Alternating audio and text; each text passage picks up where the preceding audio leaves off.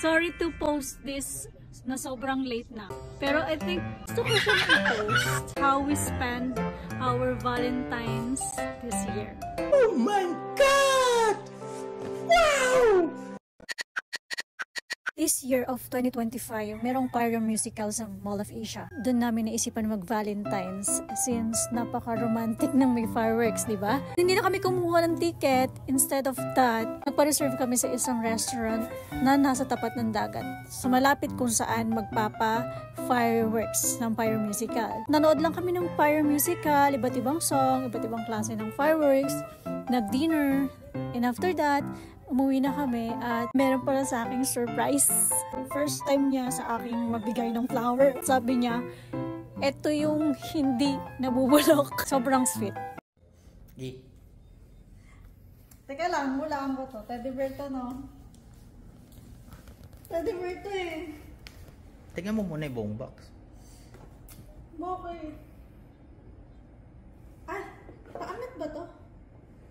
Paano ito bubuksan? Teddy bear to, no? Meron pang ganito.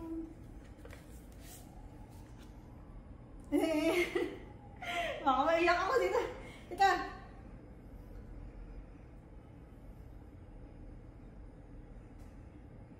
Ano ba yan? Nakakaiyak na.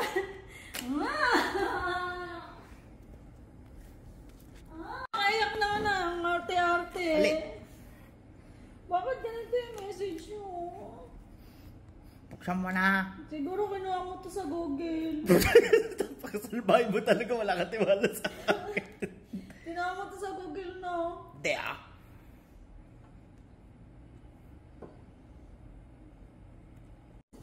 Ano ba to? May pangalan ko pa, oh. Akin yan. Saan harapan nito? Ay, ang cute! Roses! Eh? May ilaw to? Saan ilaw?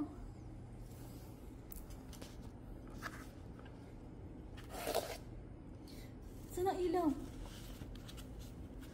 Paano siya buksan? Ganyanin ko, tapos ito, on. Ang cute! Ang cute! Ang cute niya!